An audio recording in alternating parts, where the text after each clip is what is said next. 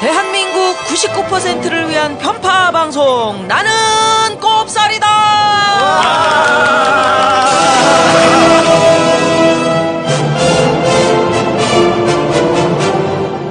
아니 이제 남자들 목소리가 왜 다 똑같아지는 것 같아? 다시 한번 해봐. 나는 꼽살이다. 그래가지고 저기 하면서 쑥스러워. 트위터에 있잖아. 내가 뭐라고 하면 사람들이 뭐라고 쓰는지 알아? 글로 와. 아니 그러니까 나한테도 여러 사람들이 그러더라고. 아니 우리가 11번째 오면서 유일한 유행어 하나예요. 그러네. 그래도 유행어 하나를 만들었어요. 확실하게 와로 여러분 기억해 주십시오. 내가 온몸을 바쳐가면서 하는 겁니다. 쪽팔려. 예, 세상이 밝아지면 없어질 방송이죠. 빨리 없어지기를 바라면서 이렇게 방송이 빨리 없어지기를 바란 적이 없어요. 길게 하고 싶었는데 잘린 적은 있어 내가. KBS, MBC 뭐 이런데. 그런 누님 또 어제 상 받았잖아. 그 아픔을 결국에는 인정을 하셔가지고 언론 인권상을 받으셨잖아요. 언론인권센터에 가가지고 네. 저녁에 언론인권상을 받았어요. 처음에 저한테 전화가 와가지고 아니 제가 무슨 뭐 한 일이 뭐가 있다고 이런 걸 다 주십니까 했는데 가서 내가 이렇게 들어보니까 나도 한 일이 있더라고. 한 일 많죠, 무지. 그러니까 방송에서 이제 내려와가지고 법원 왔다 갔다 하고 경찰서 왔다 갔다 하고 이런 일들이 있더라고. 그래서 내가 진짜 너무 감사해가지고 이렇게 얘기를 했네. 네. KBS 사장님, MBC 사장님, 지금 하시는 김인규 사장님, 김재철 사장님께 정말 감사를 드린다. 왜냐하면 이분들이 나에 대한 편견을 아주 강하게 고맙게도 가져주셔서 방송을 관두게 됐고 그러면서 이제 이런 큰 상을 받게 되고 보니까 또 난 봉투를 아직 못 열어봤는데 상금이 좀 있는 것 같아요. 와 상금. 그거 저희한테도 좀 떨어지네. 그러니까 우리가 내 상금이 얼마인지는 아직 보진 못했는데 금액이 크면 좀 좋은 일도 할 수 있을 것 같고 이런 느낌입니다. 그래서 내가 그 두 분 사장님께 내가 방송을 관둔 것처럼 이분들 곧 관둘 것 같잖아 느낌에. 그래서 이분들 올해는 못 가실 것 같은데요. 짜장면 한 그릇이라도 내가 사드리겠다. 네. 이런 얘기를 하고 내려왔습니다. 자, 요즘 우리 MBC 파업을 어떻게 보십니까? 네, MBC 기자회가 쇄신 인사를 요구하며 오전 6시부터 제작 거부에 돌입하면서 뉴스 제작에 차질이 빚어지고 있습니다. 이에 따라 저녁 9시 뉴스데스크는 50분에서 15분으로 줄어들고 오전 9시 30분 뉴스와 오후 6시 뉴스 매거진 그리고 마감 뉴스인 뉴스24는 결방된다고 MBC 측이 밝혔습니다. MBC 노동조합이 김재철 사장의 퇴진을 요구하며 총파업에 돌입했습니다. 이에 따라 이미 파행 중인 뉴스에 이어 일반 프로그램의 제작과 방송도 차질이 빚어지고 있습니다. 정영하 전국 언론노조 MBC 본부장. 언론사, 특히 방송사면 제 역할을 하려면 공영방송으로 두 가지 축이 있어야 돼요. 공정보도에 대한 담보가 돼 있어야 되고 제도적으로 그다음에 사내민주화가 완성이 돼 있어야 돼요. 다 무너뜨렸어요. 김재철 사장이. 데스크가 보도를 안 내줘서 보도국장이 편향된 사람이어서 이렇게 핑계대지 않겠다. 이건 다 우리의 잘못이다. 자성이 있었고 노조도 마찬가지로 그런 자성의 메시지를 담아서 파업을 하는 거거든요. 정권의 품에 있는 MBC를 국민의 품으로 돌려놓겠다. 저도 해고되고 사장도 나가라 해요. 같이 나갑시다. MBC 망가뜨리지 마시고 김재철 사장이 그나마 마지막 양심이나 마지막 명예가 있다면 명예롭게 물러나시는 게 스스로 용퇴한다고 한다면 가는 길에 그래도 마지막은 명예롭게 갔다라는 걸 심어줄 수 있지만요. 그렇지 않으면 역사의 이 공영방송 MBC를 정권에 완전히 팔아넘긴 1호 사장일 수 있어요. 그 전에 사장들 퇴진운동 몇 번 있었지만 이런 식으로 이렇게 팔아먹은 사람은 없습니다. 공영방송 MBC가 정권의 방송이 됐다라는 얘기는 제가 입사한 이후엔 들어보지는 못했어요. MBC 난 가서 도우려고 그래. 아, 정말 파업이 오래 갈 것 같습니다. 그렇습니다. 그러니까 PD들 좀 사실 뭐 늦긴 했는데 그래도 지금이라도 언론인들이 일어서는 게 다행인 것 같아요. 근데 좀 안타까운 건 뭐냐면은 MBC 기자회가 먼저 이제 제작 거부에 들어가지 않았습니까? 근데 네. 그 주도하시는 분 중에 어떤 분 같은 경우에는 지난번 파업 때 빨리 파업 끝내고 현업으로 돌아가자 이렇게 주장하신 분도 있었고 또 PB 수첩이 징계받을 시점에 그때 반대를 안 했던 예. 그런 분도 있었다고 하더라고요. 근데 좀 뭐 하여튼 지금 좋은 뜻으로 하시는 건 맞는데 그 기자분들 중에 통렬한 반성이 좀 전제돼야 할 분들이 있다. 이런 생각이 좀 들고요. 그 어찌됐건 함께 뭐 파업에 동참한다는 거는 마음을 바꿨다는 얘기도 될 수 있는 거니까. 이렇게 보는 분도 있습니다. 사실 그 통렬한 성찰이 있었다면은 의심이 없을 텐데 뭐 지금 이렇게 나서는 거 보면은 정권 말에 정권 말에 나름대로 내가 과거 정권에서 스크래치 한번 났었다. 나도 이 언론 자유의 한대열에 섰던 사람이다. 뭐 이런 그 증거를 남기려고 우리가 원래 세상이 그래요. 아니 대기업한테 우리가 지네발 경영 뭐 이렇게 얘기했었잖아. 우리 선띠리가. 근데 대기업한테만 그럴 게 아니고 이 정치권에 줄 서는 어떤 마음이 있는 분들한테도 우리가 그런 얘기를 해줘야 돼. 왜냐하면 발이 한 개만이 아닌 것 같아. 그러니까 여러 군데다가 발을 뻗쳐놓고 요때는 요 발을 길게, 요때는 요 발을 길게 이런 식으로. 요즘 여기가 정치를 보니까 진짜 그 생각이 들더라고요. 경제는 알겠는데 정치는 진짜 모르겠더라고요. 너무 복잡하더라고요. 이게 제가 이학 듣기에도 집산이.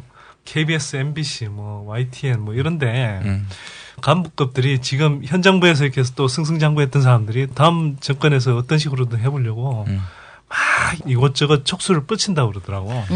근데 또 그런 사람들이 워낙 기회주의적 속성도 강하고 눈치도 워낙 빠르고 그래서 또 줄도 진짜 잘 갈아타요. 보면. 그러니까. 그런 사람들이 또 계속 아니, 승승장구. 언론 이제 이런 건 좀 문제가 끝내야 아니고 돼. 공무원들도 지금 다 그렇다는 거 아니에요. 아하. 근데 벌써 작년에 청와대 구성할 때 예. 공무원 파견 자리를 구할 수가 없어가지고서 교수들이나 이런 사람들 채웠거든요. 예. 올해는 지금 이제 한나라당 쪽에 전문위원도 지금 갈 사람이 없다는 거예요. 그렇죠. 한나라당 소속인데도 아니 한나라당 쪽에 전문위원으로 이제 공무원들이 이제 국장급 이상이 파견이 되거든요. 괜히 아무도 안 그게- 가겠다는 거예요. 괜히 그 한나라당 쪽 갔다가 그냥 꼭 이력에 5점으로 그렇죠. 남을까봐. 그 패턴이 있어요. 관료들이 정권 초에는 청와대 스로 들어가려고 막 기를 쓰고 온갖 로비 다 하고 정권 한 후반기 넘어가면 스로 빠져나오려고 앞서이고 아니면 이렇게 막 들어가야 되는 상황이 돼버리면 막 외국 연수 나가려고 그러고 아니 근데 박근혜 현 비대위원장이 다음 비대. 다음 비대위의 대변인. 다음 대권을 쥐기 힘들 것이다 이렇게 보고서 이렇게 네. 참여 안 하고 과거와는 다른 행보를 보이고 그러는 걸 걸까요? 또 어떻게 보면은 예. 뭐 유명한 얘기인데 예. 배가 난파될 때 예. 쥐들이 먼저 도망간다는 거 아니에요. 예. 근데 그 어떻게 보면 쥐가 얄밉기도 하지만 예. 미래를 보는 그 일종의 좀 지혜로운 일들 아니에요. 그렇지. 이걸로 봐서는 이런 흐름으로 봐서는 박근혜가 다음에 대권 잡기 힘들겠다 이렇게 또 보시는 공무원들이 그런 거 잘 알아요. 근데 쥐들이 먼저 도망가는데 왜 MB 선생은 안 도망가시지? 대망왕기 이게 하는 바로 언론 대망왕기. 인권상을 타게 된 결정적인 이유야. 아니 그 얘기를 누님도 저 공중파에서 하세요. 나? 네, 그럼 언론 인권상이 아니라 언론 인권 융합상을 탈까요? 아니 내가 CBS에서 이런 얘기 많이 해. CBS가 좋은 점은 98.1입니다. 채널. 네. 서울에서 98.1%를 대표. 그렇지. 재밌지? 선들이 와. 잘했어. 오늘 더 했어. 오늘 웃겼어. 진정한 미니의 대변자는 경기 방송이네. 99.9야. 어찌됐건 하여튼 CBS가 말을 굉장히 바르게 해도 네. 제재하는 데가 별로 없는 것 같아. 그러니까 상당히 자유롭게 하게 해주더라고. 근데 그 구조, 그 배경이 뭐냐면 일단 인적 구성, 소속 네. 구성원들이 그런 아주 출중한 시대 의식과 그런 철학이 의식 있는 있는 PD들이 많이 있고. 분들이 많이 계신 것도 있지만 네. 일단 코바코 체제 때문입니다. 예. 한국 방송광고공사. 네. 그 MBC에 들어오는 그 광고 물량의 일정 부분을 떼서 CBS에다가 주는 거지. 주거든요. 네, 근데 그 네, CBS가 그런 것 때문에 안정적인 어떤 재정 환경이 있는 건데 이제 미디어 랩법이 만약에 어떻게- MBC가 이거 우리한테 올 거 100%를 나눠주기 싫다. 우리가 다 먹겠다. 라면서 미디어 랩을 먹는다. 이러면은 CBS는 어떻게 방법이 없는 거예요. 뭐, 그 생존하기 여타 힘들고. 하여튼 좀 아주 작은 규모의 방송들이 피해를 많이 보는 거지. 특히 SBS 그렇죠. 같은 경우 SBS가 따로 미디어 랩 만들었잖아요. 예. 그러니까 그동안 코바코 체제에서 SBS로 갔던 불교 방송 그리고 뭐 경기 방송 이런 광고 물량이 다 증발돼 버렸어. 그러니까 자기들이 다 광고를 따내서 자기들이 먹겠다 하는 거는 종편이나 지금 거대 방송사나 뭐가 다르냐. 네. 그래서 이제 미디어 랩법에 대해서 많이들 얘기를 하고 있는 거지. 예. 그래서 이제 만약에 CBS도 그런 상황이 된다면은 그때는 어떻게 되냐? 조용기 목사한테 가서 돈 받을 수밖에 없어요. 목사님 저희가 앞으로 비판 안 하겠습니다. 그러니까 헌금 좀 주세요. 뭐 이렇게 할 수밖에 없다는 거죠. 그러니까 전부 팟캐스트로 이제 이렇게 돌리고 방송도 네. 그래서 제가 팟캐스트 종합 편성을 하는 거야? 제가 이 선전수전을 겪은 결과 팟캐스트 여기가 진짜 산이다 해가지고 올라왔죠. 제일 먼저. 할렐루야. 아멘. 올라와 보니까 만세. 올라와 근데- 보니까 지금 많은 무리들이 팟캐스트로 지금 팟캐스트 방송이 예. 150개가 넘게 뭐 만들어졌다. 네, 그렇습니다.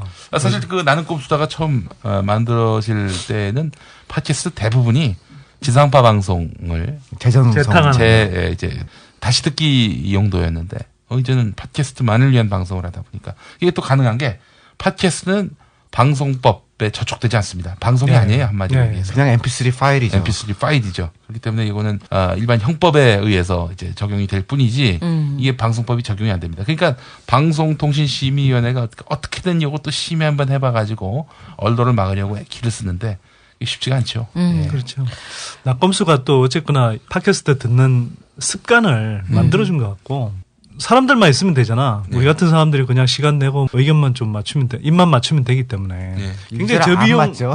저비용 구조이기 때문에 광고의 압력에 노출될 이유가 전혀 없잖아요. 우리 같은 그 사람이라고 구조가 얘기하면 누나 섭섭해. 누나 좀 팔리는 연예인이야. 상도 타시고. 상도 상도 타고 타시고. 인권상 이 사람들이 앞으로 말이야. MBC 라디오에 골든 마우스 찍으실 분. 근데 앞으로 이제 정권 바뀌게 되면은 그래서 이제 뭐 권력 비판했다고 시비 걸지 않는 그런 구조가 된다면은 나는 꼽살이다 해도 광고가 붙을 수 있어요. 현대자동차, 삼성전자. 그럴 수 있네. 네. 이건희 회장님, 보험 드시죠. 광고 붙는 거 원하지 않고 빨리 하여튼 좋은 세상이 돼서 이 방송이 없어지고 지하를 탈출해가지고 뭔가 환한 세상에서 지금 지하에서 이게 이 새벽에 이게 뭐 하는 일입니까? 누나가 한마디만 한다면 지금 MBC의 김재철 사장님이 해품달? 해를 품은 달. 그 드라마가 30몇 %의 시청률이 나오는데 지금 그 MBC 노조원들이 지금 파업이죠. 파업을 하고 이게 무슨 일입니까? 하고 말이 안 되는 경우다 하고 지금 외국으로 떠나셨대거든? 일본에 있는 MBC 자회사가 연 패션쇼. 근데 뭐 중요하긴 한데. 30몇 % 놀라운 시청률이긴 하지만 뭐 여기서 누나가 오늘 깔때기 좀 큰 깔때기를 들이대게 보겠습니다. 우리 쓰리랑 부부 예전에 전설적인 그 누나의 일자누서 음메 기사로 이 쓰리랑 부부가 공식적으로는 시청률이 67%, 67%. 비공식적으로 89%인가? 하여튼 내가 우와. 김한국 씨한테 들었는데 예. 전 국민이 다 봤다고 해도 과언이 아니지. 야, 이런 없다. 정도의 시청률 정도가 돼야 일본의 패션쇼를 구경 가시지? 그 당시 그 경쟁 프로그램이 그 MBC의 일요일 밤의 대행진이었습니다. 그러다가 하도 쇼 비디오 잡기에 밀리니까 이름도 바꿨어. 일요일 밤에. 맞아, 네. 그랬어. 진짜 작년에 방송 시청률 조사를 쭉 했는데 코미디 맨 마지막 50% 넘었던 게 예. 서세원 쇼였더라고요. 사세환 쇼. 그건 뭐 거짓- 코미디라기보다는 예. 토크 버라이어티 근데 뭐 하여간 이쪽으로. 그 전에 이제 거는 통계가 잘 안 나와 있더라고요. 그래서 제가 봤던 거는 서세원 쇼 한 50% 정도가 마지막 50%. 시청률 이야기하니까 종편 이야기도 잠깐 하고 갔으면 좋겠네요. 마이크로 시청률. 이건 뭐 방송 사고 나도 이제 모르고 네. 아무도 항의를 안 한다는 거 아니 아니에요? 그리고 MBC 뉴스데스크가 그 기자 리포트 서버가 고장 나가지고 10시에 시작한다. 9시부터 10시 사이에 뭐 이상한 게 나갔다. 이런 경우면 대형 방송 사고 아닙니까? 네. 근데 그거를 몰라. 동아종편에서 아무도 항의를 안 해. 동아종편에서 그런 일이 있었는데 네. 낙겁살 늦게 올라오면은 막 뭐 그러니까 조선 방송에서는 김수현 드라마 3부작을 하는데 네. 3부작에 HD 말고 SD랑 딴 거는 네. 흑백으로 나갔다는 거 아니에요. 흑백으로. 거의 네. 한 한 시간, 70년대. 50분 정도 나갔다는 건데 네. 몰랐다는 거예요. 아니 근데 이게 시청률은 굉장히 저조한데 그래도 이제 종편들이 또 깡패잖아요. 그러니까 지금 광고 영업은 이 신문하고 연계를 해서 또 대기업들 이렇게 뭐 신장 기업하면은 막 몰려가서 뭐 먹어주고 그러잖아요. 탕수육 먹어주고 그런 식으로 대기업들에서 또 광고 물량은 그래도 상당히 갖다 준다고 그러나요? 그래서 이게 지금 시청률하고 연동돼 있는 광고 정도면 정말 이렇게 얼마 못 갈 텐데 그래도 이렇게 버틸 여력이 생기나 봐요. 그래서 좀 이게 밖에서 보는 거하고는 좀 다르더라고. 우리가 내부 미리 사정은. 예상했던 거 아니야.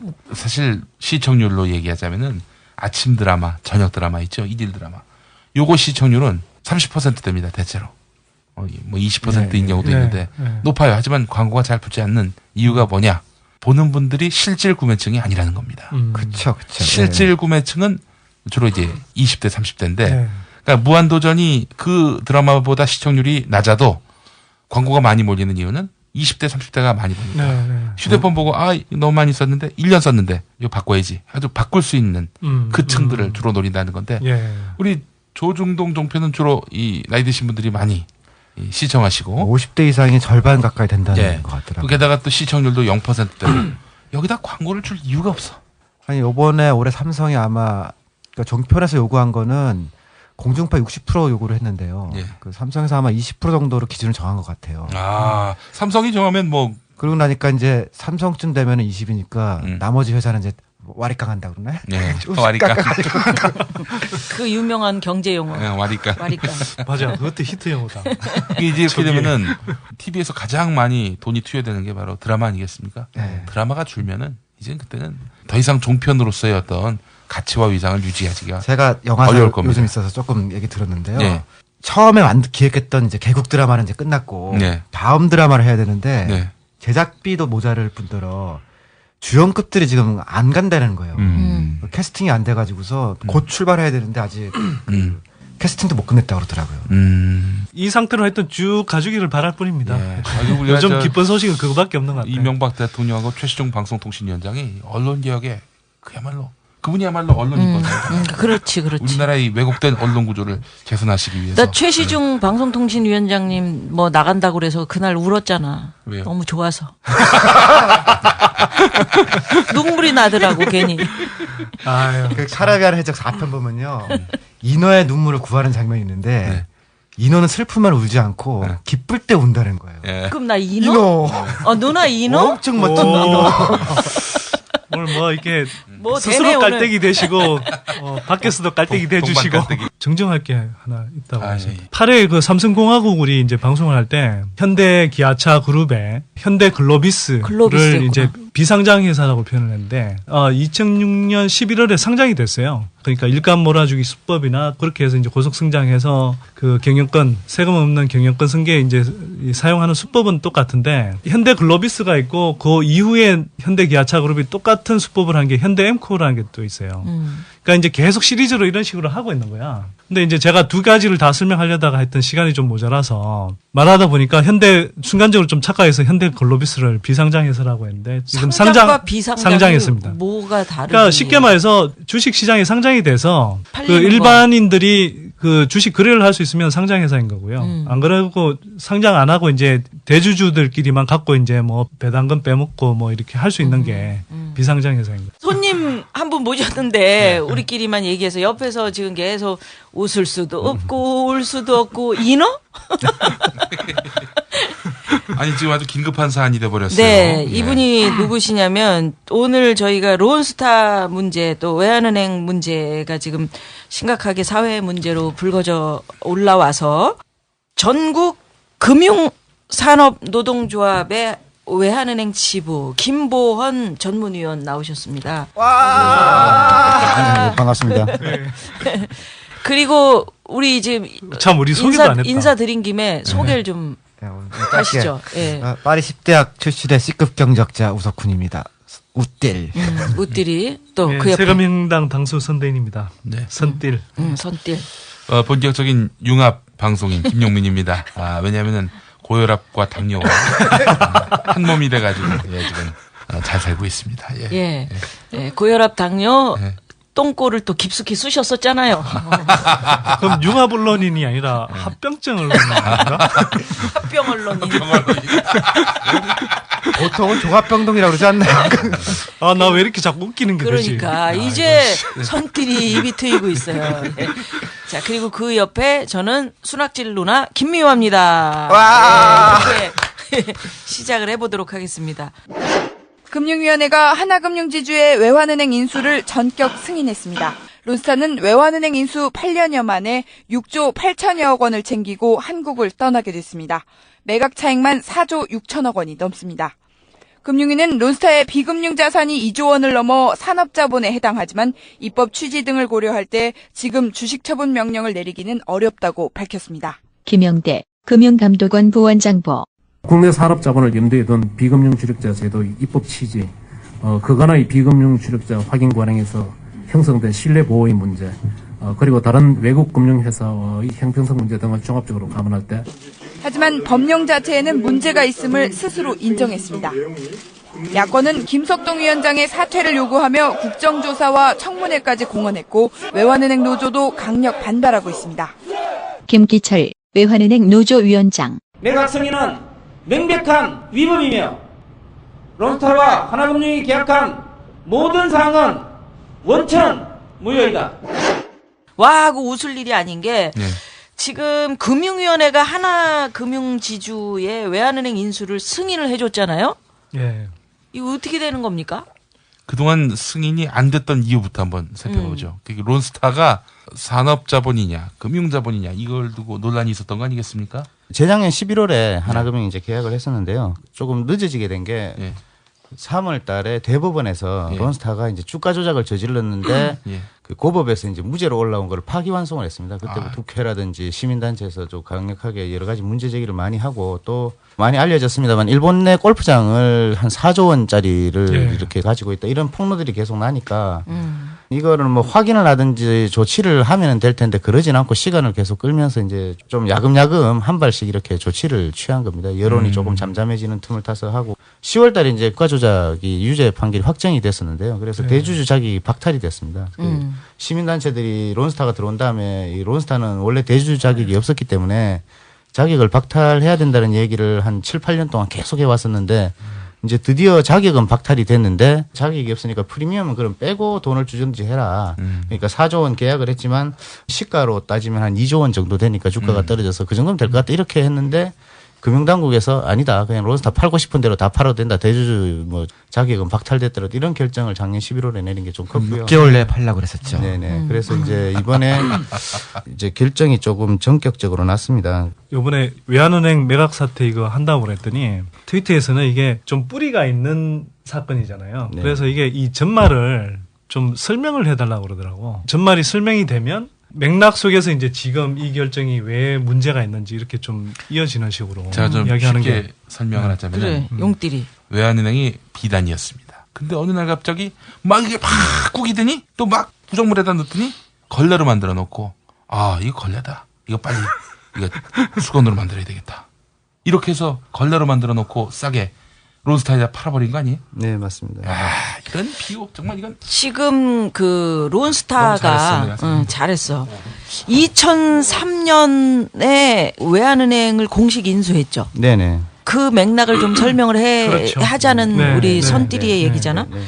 근데 2003년 당시에 이것을 외환은행에 공식 인수할 수 있도록 도움을 준 사람이 누구냐? 그때의 이쪽에서 재정경제부 장관이 김진표였고 승인해준 사람은 부총리 겸 부총리하고 재정경제부 장관이었. 금융위 쪽에서 이거를 이제 실무 처리했던 국장 중에 한 명이 지금 이거를 판결해준 김석동 위원장이 그 시절에 국장이었죠. 자기가 팔았던 사람이 지금 괜찮다라고 한 바로 그 사람이고 그때 그거를 사인해준 장관이 지금 민주통합당의 원내대표이신 김진표 의원이시고.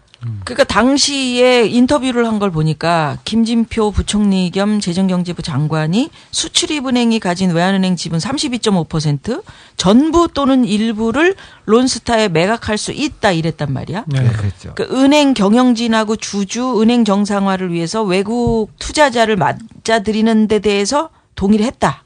이렇게 인터뷰를 했어. 예. 그 이 말이 촉발이 됐어?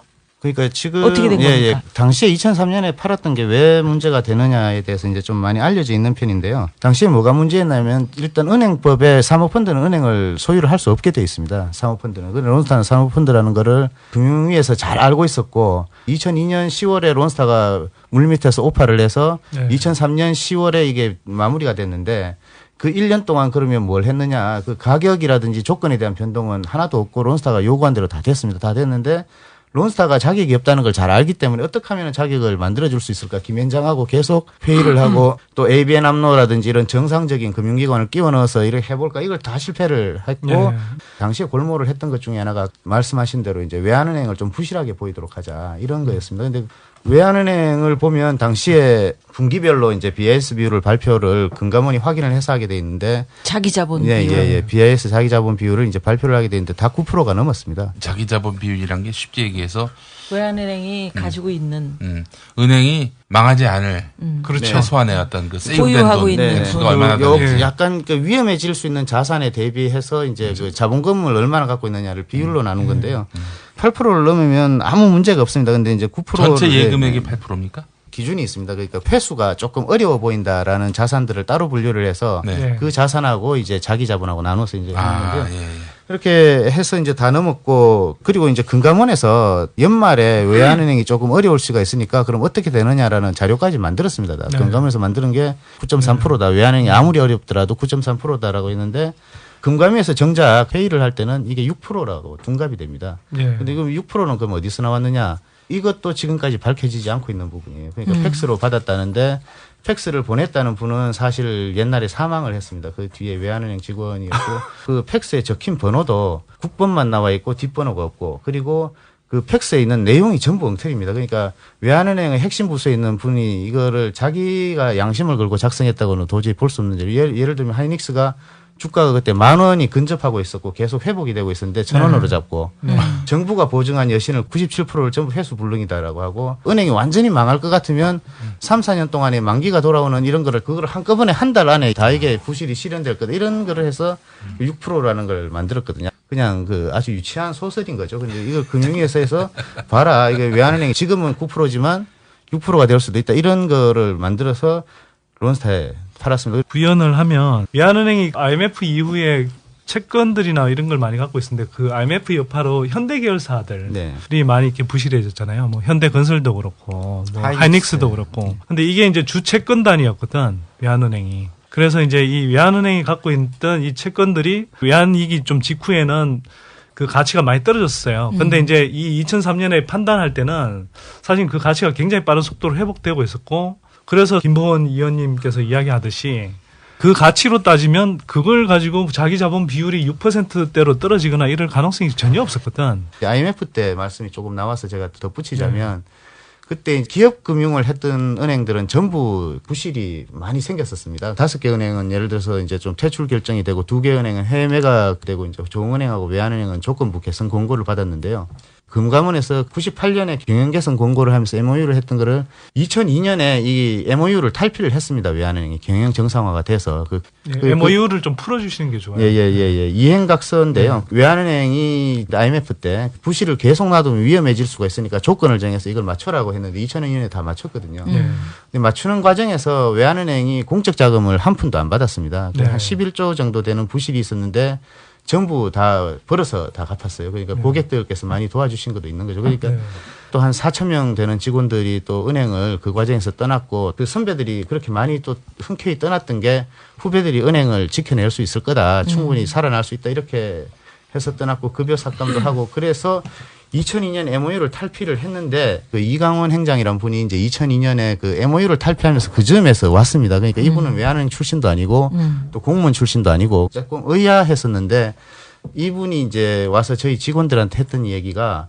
외환은행이 영업력도 좋고 고객기관도 좋은데 자본금이 좀 적다. 돈 장사가 판돈이 있어야 되는데 그러니까 아까 BIS 비율을 말씀을 드렸지만은 그 자본금이 많을수록 예금이나 대출을 더 할 수가 있는 거거든요. 그래서 한 3천억에서 5천억 정도만 외자 유치를 하면 외환은행이 이제 날개를 달고 우리나라에서 제일 좋은 은행이 될 거다라고 이야기를 했고 그래서 뭐 이제 직원들이 조금 희망을 갖고 있었습니다. 그게 2002년 말이거든요. 그리고 그 2003년 7월에 딱 보니까 론스한테 판다는 거예요. 그것도 51%를 파는 거고 경영권을 넘겨준다. 밀실에서 협상을 했던 걸 그 당시에 뭐 언론이나 뭐 저희들도 잘 몰랐었고 임원들도 거의 몰랐었는데 사실 그때 이제 사모펀드가 얼마나 문제가 많은지를 잘 몰랐지만 그 사실 자체도 다 결정이 나고 난 다음에. 아하. 그러니까 원래는 근데 일단 은행의 대주주한테는 10% 이상의 지분도 허용하지 않잖아요, 원래는. 네네, 그렇습니다. 금산 분리 제도에 따라서 그러는 건데 그것도 좀 설명을 해주시면 좋을 것 같아요. 네네. 원칙적으로 이제 10%를 넘지 못하게 되어 있습니다. 그래서 저희들이 이번에도 하나금융에 꼭 주려고 그렇게 집착을 하지 말고 분산을 하면은 얼마든지 더 잘 될 수 있다라는 이야기를 했던 것도 그런 거고 세계적인 은행들이 다 분산이 되어 있거든요. 네.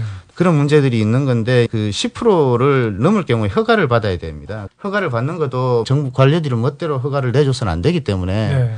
여러 가지 이제 규정들이 있는 건데 그거를 이제 9% 넘는 거를 뭐 6%가 될 가능성이 있다 이렇게 조작을 해서 팔았던 거고요. 비금융 주력자 문제라는 게 또 있습니다. 그게 굉장히 산업자본. 예. 산업자본. 아, 그때 그 말 어렵더라고요.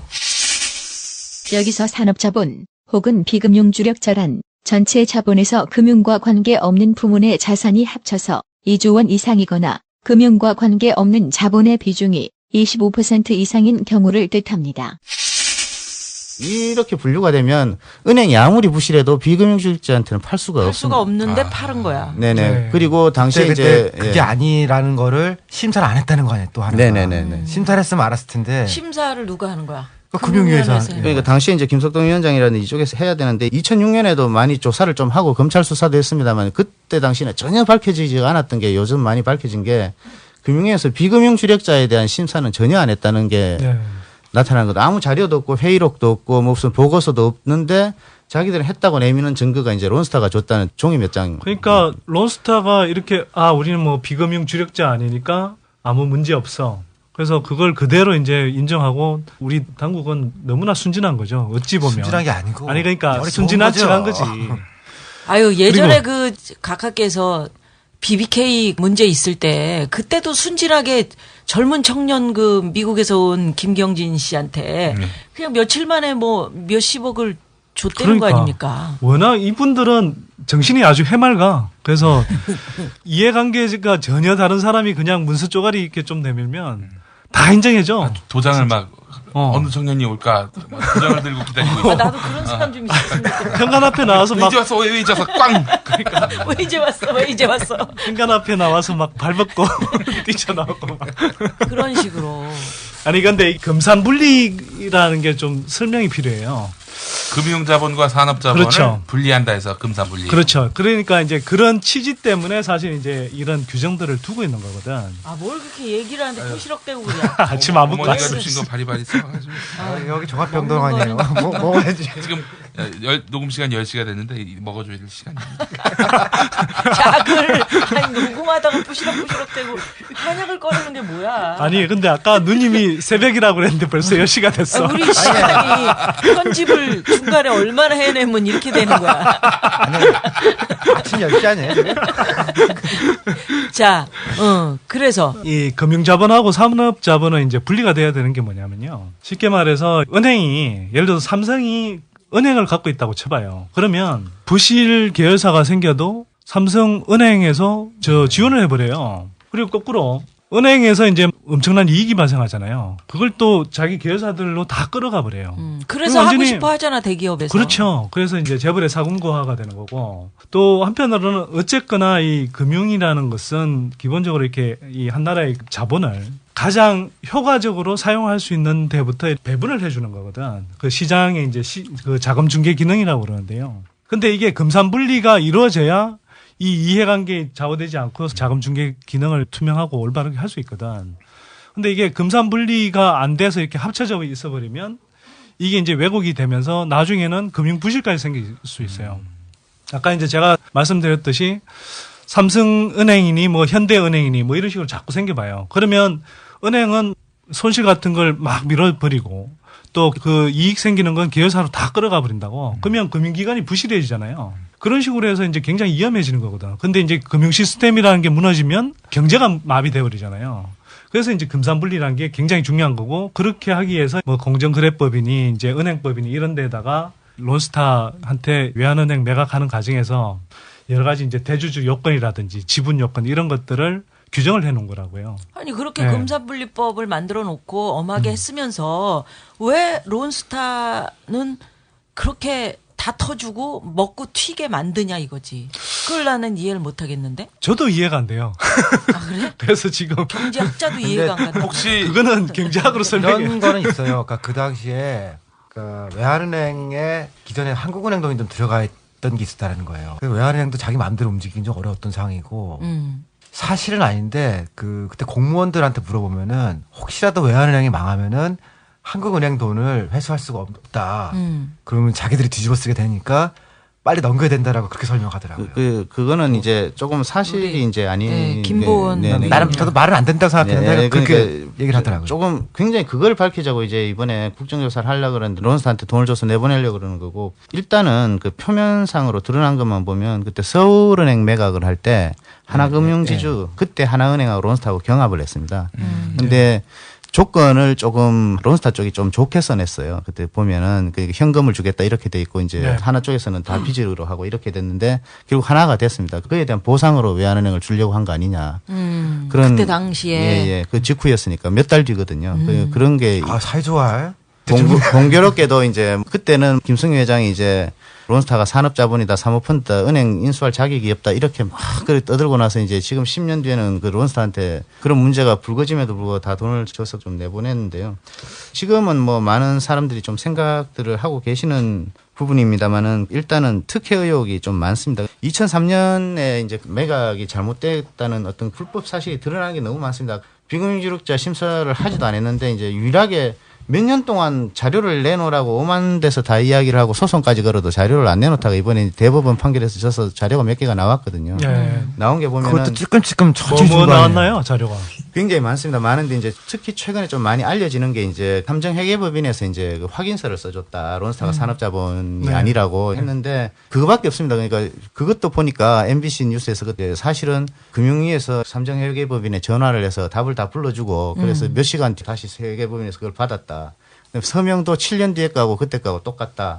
뭐 이런 온갖 의혹들이 다 제기가 되고 있는 최근에 상황인데. 그걸 짜맞추기 위해서 뒤늦게 조작했다는 뭐 그런 의혹인 건가요? 그런 의혹이 있을 수가 있죠. 그걸 해명을 해야 되는데 금융당국에서 오히려 권혁세 원장이 국회에 나와서 이야기를 했던 게 그때 서명하고 우리가 갖고 있는 거하고 조금 다른 것 같다. 또 이렇게 해서 또 의혹을 더 사실은 키우는 이야기를 또 했어요. 그러니까 그 다음에 이제 금산분리라든지 이런 원칙은 굉장히 엄정하게 지켜져야 되고 한 번 승인을 받았더라도 또 나중에 변동될 수가 있기 때문에 6개월에 한 번씩 심사를 하게 돼 있습니다. 그러면 론스타가 있는 동안에 9년 동안에 15번 정도 했어야 되거든요. 그럼요.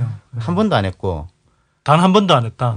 왜냐하면 당시에 자기들이 발표를 한 게 하나도 없어요. 그런데 금융위에서는 했다고 하면서 이제 내놓는 자료가 역시 그 뭐 회계법인 확인서 한 장씩 이렇게 내놓는 거고 그 회계법인이 무슨 실사를 하는 거 아니잖아요. 그 실사는 아무도 안 한 겁니다. 론스타가 우리는 비금융 주력자가 아니다. 자료를 이렇게 제출을 하면 거기다가 회계법인이 이제 도장 한 장 찍어서 그 하면 금융에서는 공개 안 하고 보관하고 있다가 소송 걸리면 그 한 장 딱 내놓고 이런 거를 심사를 했다고 하고 있는 거거든요. 10년 가까운. 그렇죠. 이런 사실은 것들, 이 지분을 획득하는 과정도 엄청난 특혜가 아니면은 그 정도 지분을 확보하기가 힘든 게 일단 뭐 금산분리 원칙에 따라서 산업자본은 4% 초과해서 은행 지분을 소유할 수 없죠. 10%인데요. 의결권 있는 지분은 4% 이상 할 수가 없습니다. 의결권 있는 지분은 4% 이상이 안 되고. 네네. 그다음에 대주주라 하더라도 10%를 넘어설 수는 없고. 그런데 의결권 있는 것까지 10%가 안 되고. 네. 예. 그러면 뭐 그 이상을 소유하기가 굉장히 힘든데 51% 지분을 소유하도록 인수 승인을 해주었던 거거든. 근데 이렇게 해주는 과정에서 금융당국이 어떤 조치를 해줬기에 이 51%까지 이 지분을 소유하게 된지 그걸 좀 이야기를 해줘야 될 것 같아요. 사모펀드라서 자격이 없는데 법을 무리하게 적용하고 외환은행이 부실한 것처럼 하고 비금융 주력자에 대한 심사는 아예 안 하고 사실은 은행법 취지는 뭐 저희들이 볼 때는 옛날에 론스타가 들어올 때 거의 다 무력화가 됐습니다. 왜냐하면 법에 그런 걸 안 적어 놓으면 모르겠는데 법에다가 어떻게 돼 있냐면 10%, 25%, 33%를 넘을 때마다 다 별도 심사를 받게 돼 있고 그럼 그 취지는 뭐냐면 10%를 가급적이면 안 넘는 게 좋은 거다라고 법에 돼 있다는 거거든요. 근데 항상 이번에 하면은 무슨 51%가 아니면 안 될 것 같이 금융당국에서 항상 그런 스탠스를 갖고 문제를 처리를 늘 하고 뭐 있고. 주인을 찾아줘야 된다 이런 관념을 갖고 있어요. 제일은행도 그때 51% 가져갔죠.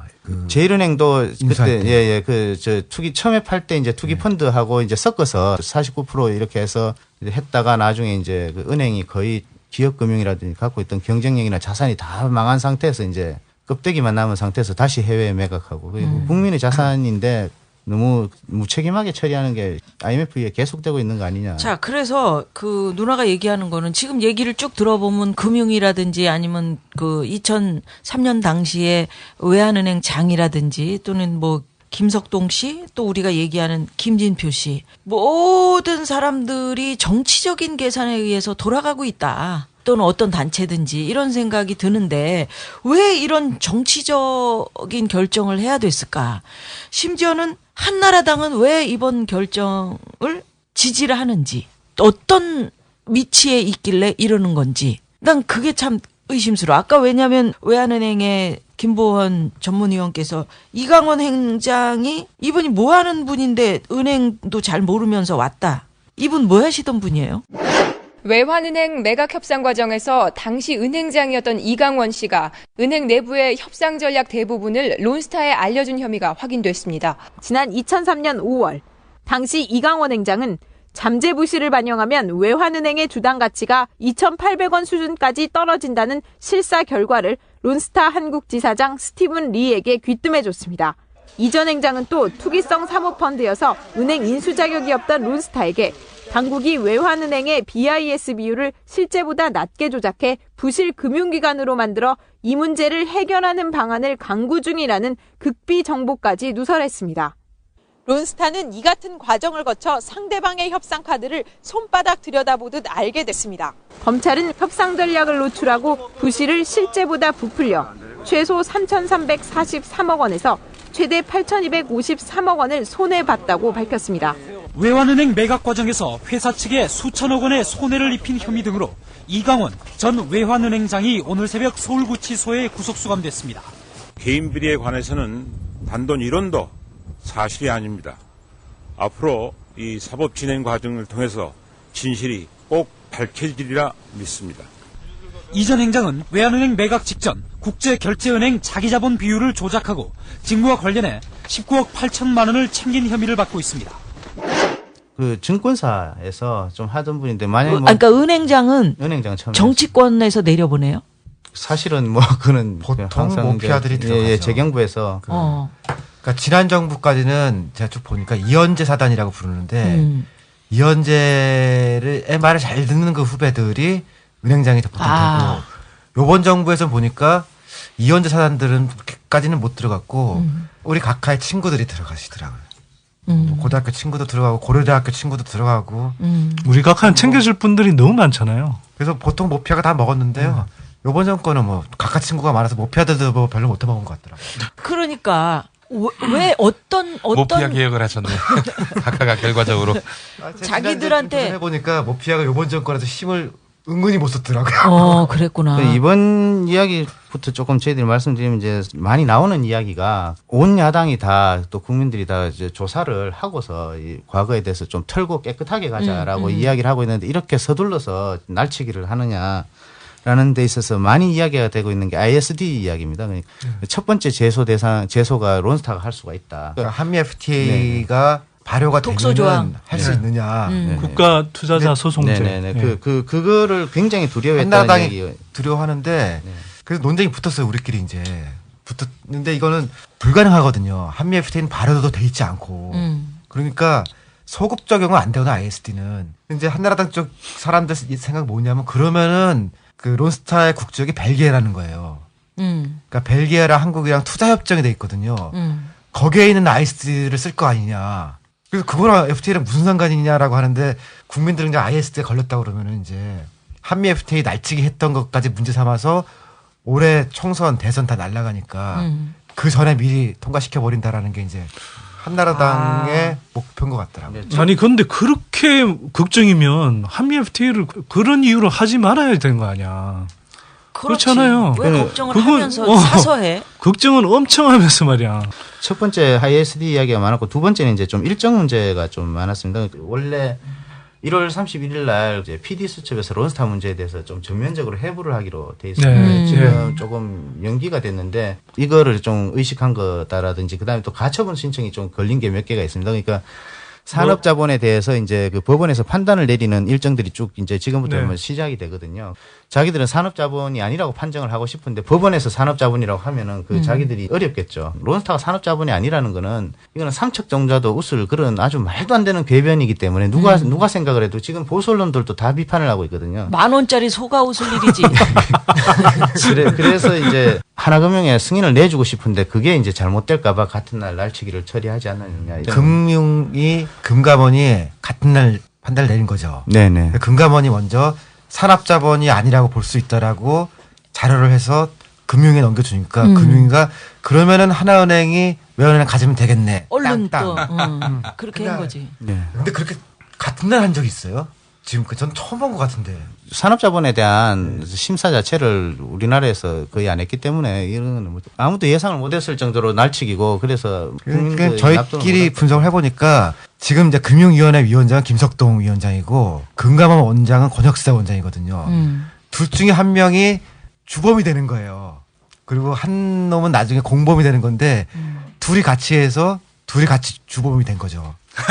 둘이 죽어도 같이 죽자? 둘이 나르면 이제 좀 매가 좀 이렇게 덜어진다고 할까요? 그런 거 비슷한 거죠. 금감원에 대해서도 저희들이나 이제 금융계에서 생각을 많이 하는 게 뭐냐면 2003년 매각 이야기가 아까 나왔었지만 금감원 실무자들은 2003년에 사실 반대를 했었습니다. 6월 달까지 반대를 했는데 네. 변양호 씨가 핵심적인 건데 변양호 씨가 그 당시에 어떤 역할을 했죠? 지금은 금융위로 권한이 넘어와 있는데 당시에 금감위하고 재경부가 그 금융에 대해서 권한이 분리가 되어 있습니다. 총괄을 재경부 금융정책국장이 했는데요.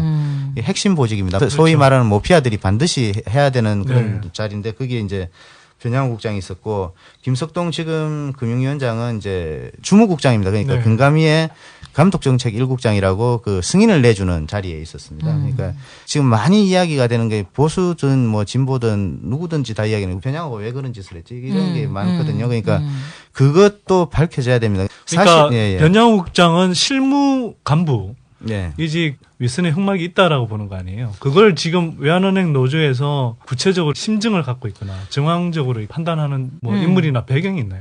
예를 들어서 2003년에 변양호 국장의 위에 누가 있었느냐 이 문제는 좀 많이 조사가 된 문제입니다. 검찰 수사도 했었고 감사원 감사도 했었는데 이게 네. 제대로 드러나지가 않았어요. 근데 제가 생각할 때는 변양호 국장도 결국 무죄로 풀려났잖아요. 그때 수사가 너무 늦게 시작이 돼서 물증을 하나도 확보를 못한 상태에서 당시 검찰에서 좀 의지는 있었다고 보는데 저희들이 뭐 스티븐 리 같은 저기 핵심 증인들은 다 미국으로 다 도망간 상태였고 론스타 다 가고 나서 하더라고.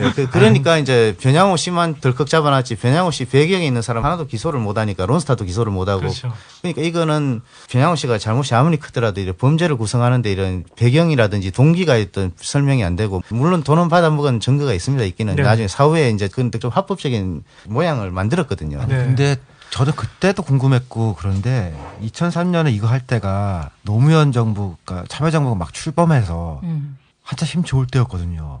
그러면은 결국은 정권 실세들도 혹은 대통령도 이걸 판단한 거에 대해서 허가를 내렸다는 거 아니에요. 양해를 하거나 혹은 지시를 했거나.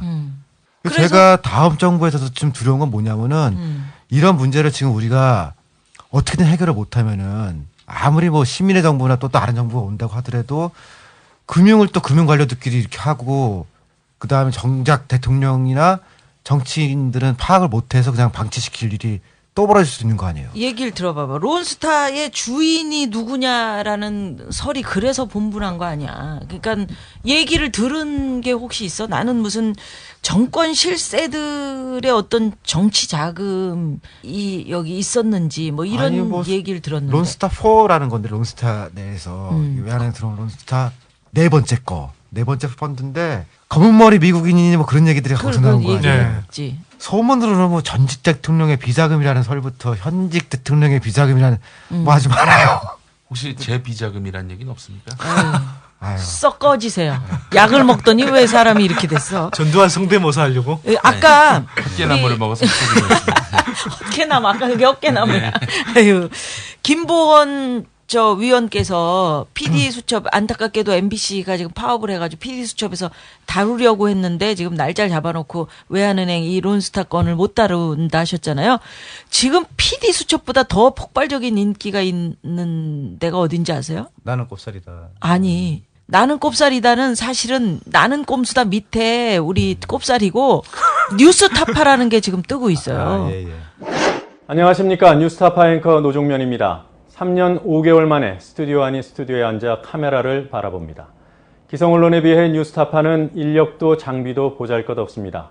그러나 권력자의 비리를 파헤치지 못하고 부실 수사를 하고도 신의 영역 운운하는 검찰을 방치하고 또 국제사기 행각을 오히려 홍보하는 언론 현실을 직시하는 한 기성언론보다 떳떳할 수 있다고 생각합니다.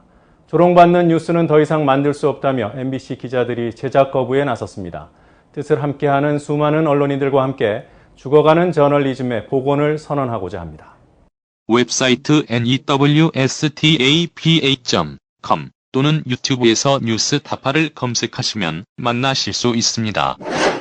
그 뉴스타파에 MBC 기자들이 돕게 떼는 거 아닙니까? 파업하는 동안. 너무 훌륭한 정말 속이 다 후련한. 박수 한번 치고 합시다. 아니, 그러니까 사파 만세. 그래서 내 얘기는 외환은행 건도 사실 우리가 여기서 이렇게 얘기를 나누는 것을 내가 그 노종면 선생을 얼마 뒤에 만날 거거든. 내일. 만나서 아니 내일이 아니고 월요일 날 만나기로 했어. 그래요? 그래서 만나가지고 내가 이모저모 얘기를 하면서 이 건을 꼭 좀 다루자.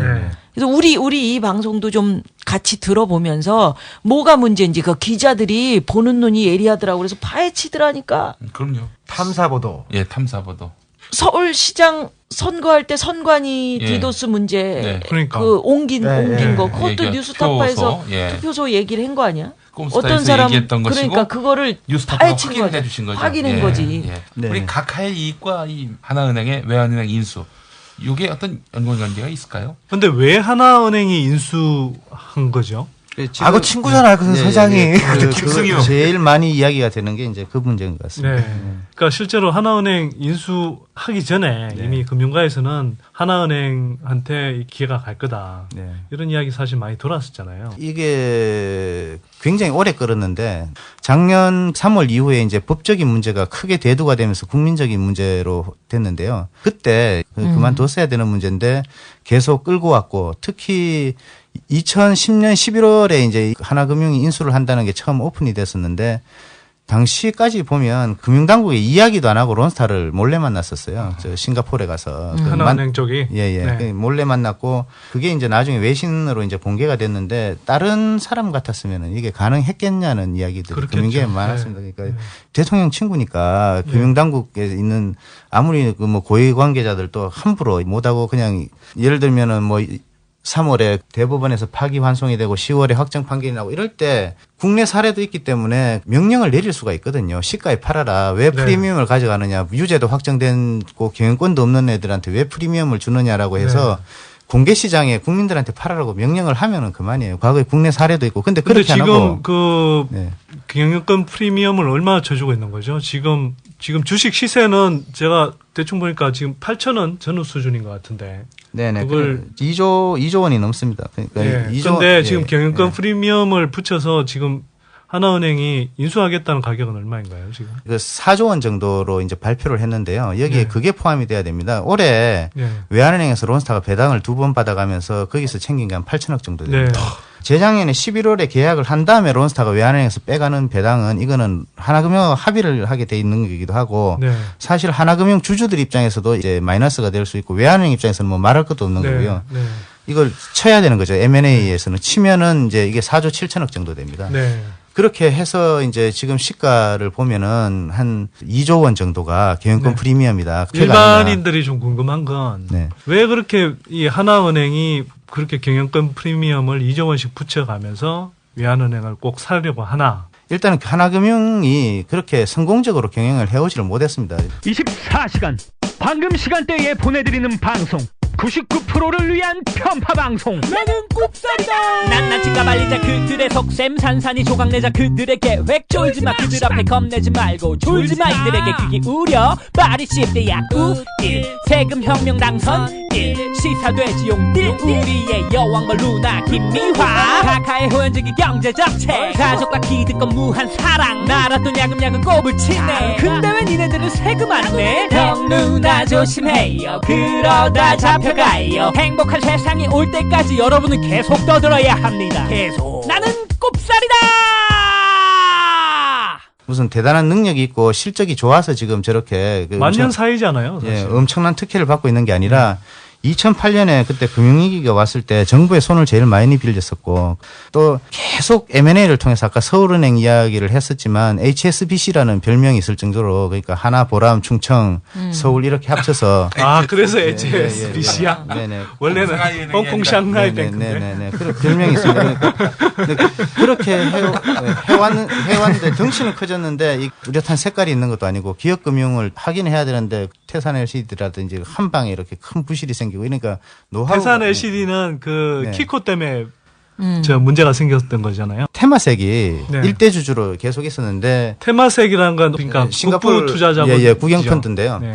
하나금융 1대 주주였습니다. 몇 년 동안 1대 주주였는데 2010년에 그러니까 외환은행 인수에 나서는 시점 전후에서 나갔습니다. 나가고 골드만삭스도 한 지분을 반 정도 뺐고 좀 미래가 없다고 봤던 거가 있습니다. 그래서 아마 외환은행 인수에 안 나섰으면 그 당시에 이제 작년 3월에 연임이 좀 어렵지 않았겠느냐. 이런 문제가 있고. 그러니까 이제 경영진 특히 김승유가 자기 연임을 하기 위해서 실적을 하나 만들려는데 그걸 M&A를 통해서 만든다. 그다음에 이제 이거하고 관련이 된 거지만 하나금융 자체가 확대를 해나갈 수 있는 모멘텀이 좀 굉장히 사업 영역이라든지 이런 것도 좀 부족했고 특히 아까 HSBC 말씀을 드린 거는 내부 통합이 굉장히 문제가 좀 많았습니다. 그거는 되게 유명하더라고요. 그러니까 가끔 은행이 합치고 그러는데 합치면 이제 두 은행 사이의 직원들이 얼마나 융합할 거냐, 하나의 조직이 될 거냐라는 뭐 되게 중요할 거 아니에요. 근데 하나은행이 내부적으로 이제 합치는 은행들끼리 사이가 안 좋고 잘 융합을 못하는 거로 굉장히 유명하더라고요. 진짜 아까 뭐 매각 얘기도 했지만 여러 은행에 같이 이렇게 매각하고 합치고 뭐 이런 상황이 우리가 큰 은행들 많이 봤는데 거기 실적 안 좋습니다. 외환은행이 가장 좋더만요. 어쨌든 실적이라든지 건전성이 1인당 생산성이 가장 높고 금융권 가운데 외환은행이 1위더라고. 네, 그리고 직원들이 이제 열심히 확고한 하시는. 또 전문 분야도 있고요. 그 외국환이라든지 그렇죠. 저 무역금융이라든지 해외 영업에서 해외 사무소 있고 영업소 있는데 크죠. 그러니까 독자적으로 할 수 있고 독자적으로 하는 게 훨씬 국민 경제에 큰 이득이 되는데도 불구하고 론스타 때문에 그런 거지 않습니까? 어쨌든 이겨서 국민주 방식으로 해서. 그래서 직원들이 굉장히 충격이 크다는 말씀을 좀 드렸는데 억울하게 생각을 하는 것도 15년 동안 제대로 된 대주주를 IMF에 만난 적이 없거든요. 그런데 론스타가 외환은행 경영할 때는 뭐 나름대로 굉장히 경영을 잘했다 이런 평가도 경영을 한 게 없죠. 그러니까 자기들은 가만히 있으면 사실 근데 도움 되나? 가만히 있으면 이제 임직원들이 다 알아서 하는 거니까. 우리 각하도 그렇잖아요. 가만히만 있으면 우리나라 잘 됐을 거 아니에요. 론스타 매각을 지지하는 사람들이 자주 하는 얘기가 바로 그거거든요. 자기들이 좋았고 뭐 이래저래 하여튼. 그러니까 아까 말씀을 얼핏 드린 게 그야말로 국민기업처럼 운영됐던 거죠. 2002년에 부실을 좀 다 털고 외환은행이 막 좋아지려고 하는 상황에서 2003년에 이제 국회기라든지 이래서 한 해 적자가 좀 있었습니다. 2004년부터 쭉 흑자였거든요. 금융권 전체가 다 좋았고 특히 외환은행이 계속 흑자를 냈는데 그러니까 론스타가 기막힌 타이밍에 들어왔다고 봐야 되는 거지 무슨 기여는 없었고. 근데 그 당시에 사실 공적 자금을 추가로 투입해서 이렇게 아예 외환은행을 뭐 사자. 이런 이야기도 사실 좀 있지 않았었나요? 지금 와서 생각하면 그게 더 나은 방안 아니었냐라는 결과적으로는 말로는 될 수는 있는데 그게 진지하게 검토가 된 적은 없습니다. 왜냐하면 공적 자금을 받을 그런 상황이 아니었거든요. 무슨 부실이 실질적인 게 있는 게 아니고. 그다음에 2003년도에 그러니까 IMF 이후로 계속 그랬는데요. 그러니까 외자 유치는 무조건 좋은 거라는 그런 국민적 분위기나 이런 게 있었거든요. 그러니까 뭐 이것든 저거든 하여간 외자 유치했다 그러면 한 건이라고 하는 거고.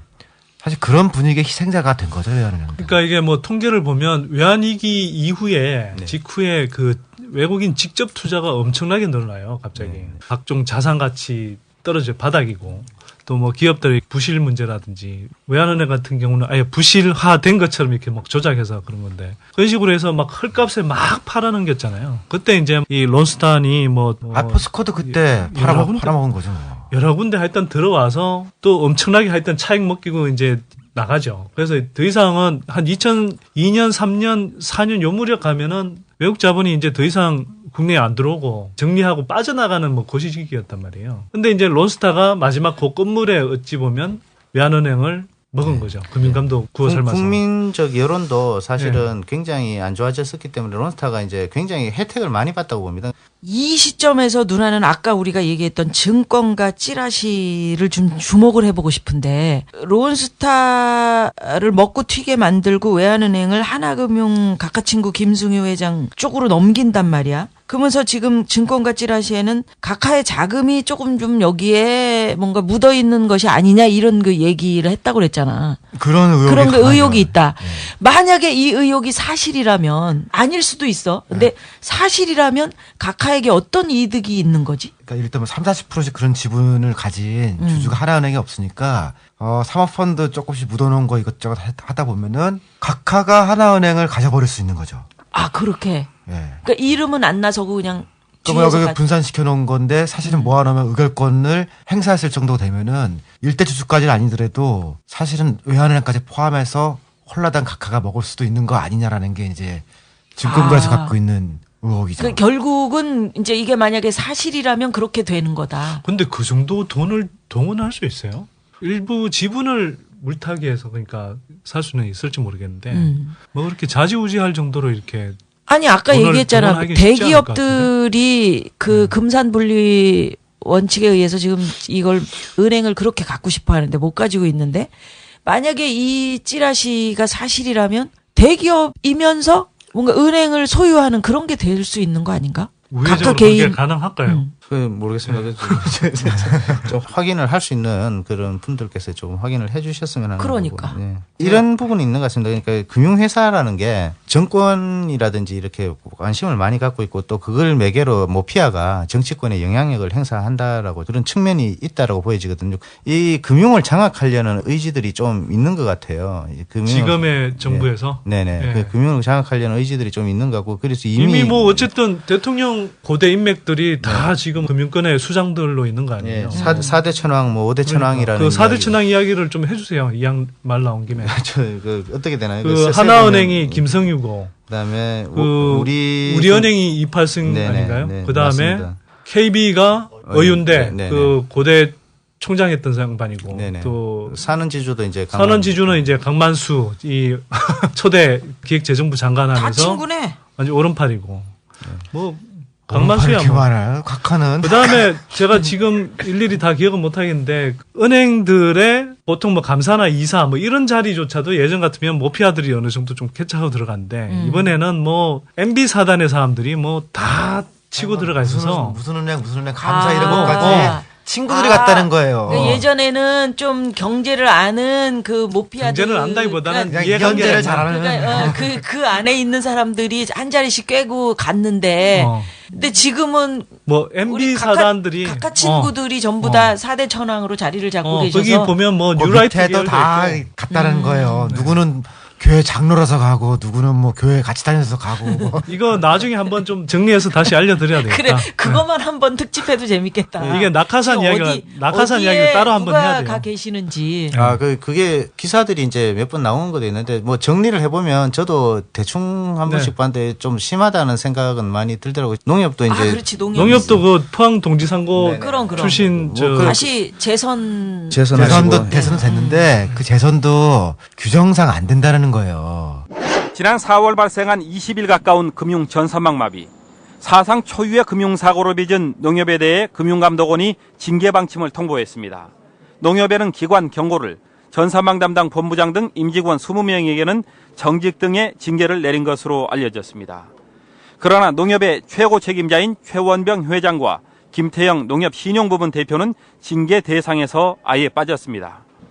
금융권에서는 사상 최악의 금융사고에 대해서조차 제대로 된 징계를 하지 못하는 금융당국이 제2, 제3의 금융사고를 막을 수 있을지 의문이라는 지적이 제기되고 있습니다. 이렇게 위기를 모면한 최원병 회장. 그러나 이번에는 차기 농협 회장 선거에서 말썽이 되는데 연임 행보를 보이던 최원병 회장이 또다시 논란의 중심에 섰습니다. 문제의 발단은 최근까지 농민신문의 상근 임원직을 유지한 데서 비롯됐습니다. 농협정관 74조에는 관계법인의 상근 임직원직을 그만둔 지 90일이 지나지 않으면 회장이 될 수 없다는 내용이 담겨 있습니다. 따라서 미리 사직해야 했는데 지난달까지 직함을 유지했다는 것입니다. 최원병 농협회장이 오늘 진행된 제5대 민선회장 선거에서 재선됐습니다. 하지만 선거 과정에서 불거졌던 최원병 회장의 출마 자격 논란은 강한 후폭풍이 예상됩니다. 선거에서 패한 상대 후보는 이미 선거 결과에 불복해 당선 무효 소송 준비에 착수했습니다. 김병원 농협회장 후보. 중앙회가 정관 유권에서 잘못 내려가지고 피선거권이 없는 사람이 당선이 됐잖아요. 그러니까 행정소송을 통해서 이제 어떤 결론을 내려야죠. 소송 결과에 따라 이번 선거 결과 자체가 무효화되는 초유의 사태도 배제할 수 없습니다. 이와 함께 최 회장의 퇴진을 요구해온 농협노조도 선거 결과에 강하게 반발하고 있어 선거 이후의 후유증은 쉽사리 가라앉지 않을 것으로 보입니다. 농협신문이라는데 이 사람이 겸임을 했었거든요. 그렇게 겸임을 했던 사람이면은 선거에 못 나온다는 건데 그것도 어거지로 지금 해석해서 지금 왜 어거지로 재선을 시키지? 충분히까. 이 정부터 내려와서 뭐 원칙대로 한 게 뭐가 있어요? 뭐 원칙에 어긋난다 싶으면 다 원칙을 바꿔버리고 뭐 법장 다 바뀌어버리는. 그래서 지금 이제 어제 기사들이 많이 난 게 이제 김승희 회장이 이제 연임을 안 할 수 있다 이런 게 나오는데요. 실제로 보니까 뭐 이거는 외환은행을 끌어안기 위한 거라든지 후임을 양성하기 위한 거하고는 전혀 거리가 먼 것 같고. 그렇게 했을 리는 없고요. 그럼 왜 연임을 안 한다? 지금 전 국민적인 타겟이 될 수밖에 없으니까 네. 총선이나 대선 네. 해서. 그래서 좀 일단 비켜나 있을까 뭐 이런. 친구가 하는 거 아니다. 하나금융이. 그러려고. 그러려고 이제 친구의 친구가 하겠죠. 그리고 친구의 친구를 사랑했네 이런 노래 있는데. 실제로 그리고 이제 뭐 몇 주 동안 이런 식으로 책임을 지려고 노력하는 모습을 보이다가 뭐 다시 돌아오실지는 모르겠는데 한 가지 제가 아직 진짜 1년이 남아 있으니까 1년이나 지금 11개월 남았네. 정권? 네. 11개월. 11개월 남았어요. 11개월. 하여간 제가 요번에 이 사건 보면서 한 가지 불만인 거는 민주통합당 지도부들이 이제 그 경선할 때는 대부분의 사람들이 론스타 문제는 풀겠다. 그다음에 경제 민주하겠다라는 건 다 내세웠거든요. 근데 금융이나 금감원이 통과시킬 것 같다라고. 그러니까 일주일 전에 알았어요. 저희도 대충 들었는데 민주통합당에 이를테면 조금 관련되어 있는 그러니까 정무위에서 이걸 하거든요. 정무위 의원들 조금 움직이는 것 외에는 지도부가 움직이질 않더라고요. 근데 만약 그쪽에 조금만 더 이렇게 적극적으로 나서고 그랬으면은 이렇게 금방 통과 못 시켰을 것 같거든요. 아니 뭐 지도부가 움직이지 않은 사실을 우리가 몰라서 그렇습니까? 늘 얘기하는 우리 선들이 진표 형님 같은 분들이 있는 거지. 원내대표께서 난 진짜 아무 생각이 없었어. 김진표 선생에 대해서. 근데 얘기를 자꾸 듣다 보니까 그리고 내가 이제 이 우리 꼽사리달 하면서 공부를 또 해야 되잖아. 네. 이게 또 공부 없이는 안 되는 프로그램입니다. 그럼요. 이게. 그래 찾아보다 보니까 이분이 말이 틀린 거야. 아까도 얘기했지만 2003년도에는 이분이 말꼬를 터가지고 론스타에 매각할 수 있다라고 얘기를 했단 그럼요. 말이야. 네. 근데 지금 하나은행에 주겠다라고 발표를 하니까 지금 뭐 정개특위에서 논의를 하고 김진표 원내대표가 막 앞에 나서가지고 얘기하는 거잖아. 그러니까 이제 우리 이야기도 사실 좀 통한 것 같아요. 하도 이제 민주당 엑스맨 김진표 이러니까 이 양반이 최근에 많이 쫄아서 나름대로는 선대인한테 쫄아. 아니 나름대로는 센 이야기도 하는 척 하는 것 같아요. 근데 이 보세요. FTA도 사실 김진표 같은 경우는 해야 된다라고 그렇게 막 그 세게 몰아붙였고 뭐 법인세 감세 이야기 자기 경제부총리 때 해야 된다라고 막 이야기했던 사람이고 그런 식으로 경제 민주화에 역행하는 걸 계속 다 쏟아냈어. 그리고 와서 이제는 민심에 변화가 있으니까 그게 막 편승해서 뭐 열심히 하는 것처럼 막 한다고. 또. 아니 열심히 하는 것처럼이 아니고 네. 이분은 뭐냐면 지난번에 우리 얘기했듯이 국정조사를 네. 하자 거기서 론스타 문제를 싹 제외했잖아. 네. 아니 그러니까 제가 말씀드린 건 말로만 약간 뭐 그러다가 이분의 또 특징은 민주당 원내 의원들한테 하는 이야기는 약간 그럴듯하게 해. 그러다가 편이 약간 다른데 한나라당하고 협상장 이런 데 들어가면 또 한미 FTA도 그때 합의서 써주고 그랬잖아요. 그런 식으로 조금씩 바꿔갖고 민주당 의원들 앞에 가면 막 자기가 뭐 대단하게 뭘 한 것처럼 이야기를 하고 그래서 사퇴 압력이나 이런 거 피해가고 이런 식으로 이렇게 늘 지내가는 아니, 그러니까 사람이에요. 통합민주당 안에 있는 의원님들은 그 모습이 안 보이냐 이거지. 보이죠? 내 얘기는 네. 왜냐하면 론스타를 국정조사나 감사나 제외하자. 뭐 특검이나 아무거나 걸어놓고선 있으면은 금융위가 금방 판단을 못 내릴 거 아니에요. 다른 자체가 움직이니까. 그렇게 해서 한 4월까지 시간을 끌면은 총선 아니에요. 총선이면 이제 여야가 그러니까 다수당이 바뀌잖아요. 그 상황에서 조금 더 이제 이렇게 얘기를 해보자가 기본 작전이었던 건데. 아니 얘기를 들어봐. 론스타를 국정조사 문제에서 제외하자 했단 말이야. 그렇죠. 그리고 등원에 네. 합의했는데 네. 지금 김진표 원내대표가 론스타 먹튀 무효화 투쟁위원회를 꾸려갖고 적극 투쟁을 하자 이렇게 얘기를 하잖아. 네. 그러니까 이게 말이 되냐고. 어둡죠.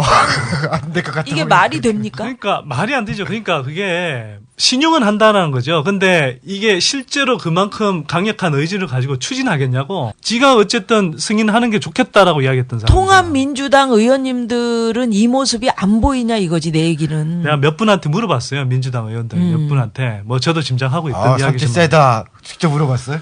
아니 뭐 제가 요즘 낙곱살이 중에 나가? 곱살이지만 잘 나간 누님 옆에 곱살이 껴서 저도 좀 나가거든요. 근데 쉽게 말하면 이거예요. 민주당 안에 절반 정도가 김진표를 그냥 신임하는 거고 절반 조금 안 된 사람들이 그나마 좀 문제의식도 갖고 있는데 다 안면 장사 아니에요. 그러니까 정례 대놓고 뭐 원내대표 사퇴하라 이런 이야기를 못 하는 거지. 아니, 그러니까 고양이 목에 방어를 못 하는 거야. 사퇴까지는 아니더라도 아니 원내대표께서 왜 그렇게 하고 이번에는 왜 이렇게 합니까? 국민이 바라보는 게 안 보이십니까?라고 말할 사람이 없냐 이거지. 그 안면 까는 걸 못 하더라고요. 그러면서 자기들이 무슨 다시 정권을 잡겠다고 그러고 뭐 총선 대선 얘기를 하고 그래. 근데 지금이라도 문제를 풀려고 그러면은 이제 야근수를 생각해 보잖아요. 그럼 법정 투쟁이 한 가지가 있을 수 있고 그 다음에 문제를 일으킨 기관이 금융위 금감원이잖아요. 여기를 합치거나 없애거나 혹은 정부 직접 개편하겠다. 총선 끝나면은 국회에서 하면 할 수 있으니까 문제 일으킨 조직을 아예 틀을 바꿔버리겠다 하면은 공무원들 지금이라도 답을 찾아낼 거예요.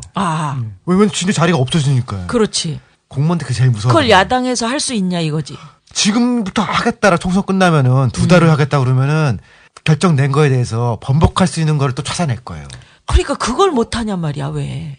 공무원은 제일 무서워하는 게 자기 부처 없어지는 거거든요. 지금 민주당의 구성이 어떻게 되는지를 조금 말씀을 드리면요. 일단 2008년에 뉴타운 바람 불면서 한나라당 뉴타운돌이들이 대거 들어가면서 민주당에 뉴타운돌이? 뉴타운 공약 바람돌이가 내걸어서 아니고 뉴타운돌이. 그러니까 뉴타운 법을 만들어준 사람들이 그 도리를 한나라당이 아니고 발의한 사람이 민주당 국회의원들. 민주당도 있는데 제가 말씀드리는 건 왜 서울이나 뭐 경기도도 마찬가지인데 뉴타운 지역에 한나라당 의원들이 상대적으로 많죠. 그 사람들이 이건 내년 총선 때 제가 조금 더 설명을 드릴 텐데 뉴타운 흑공약을 막 하고 그때 오세훈 시장은 이제 묵묵부답 상태로 있고 막 그러면서 그랬던 시절이 있었지. 뉴타운 바람 불어서 한나라당 의원들 대거 당선되고 우리가 이제 지몬미라고 한 거.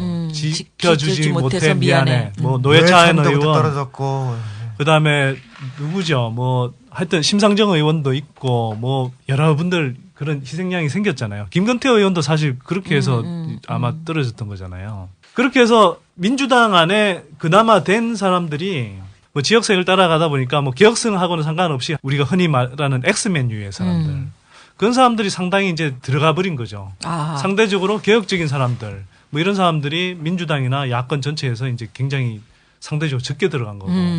지금 민주당이 그러다 보니까 구성이 지금 80몇 명이 있는데 그중에 절반 이상이 김진표 의원 발언하는 거라든지 액션하는 거에 대해서 크게 문제의식을 못 느껴요.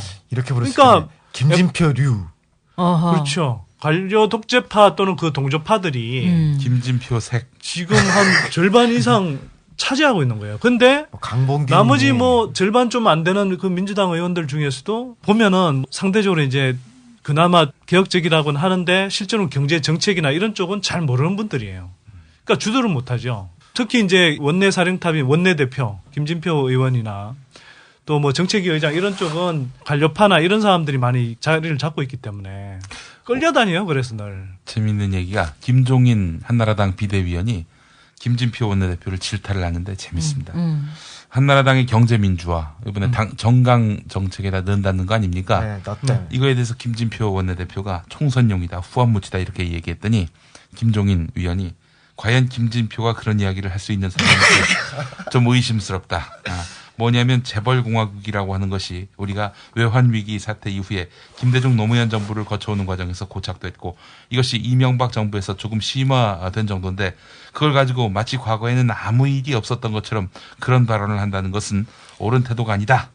그래서 제가 조금 더 부연을 하면 김종인 선생도 쭉 뭐 정치 쪽에서 계셨던 분이니까.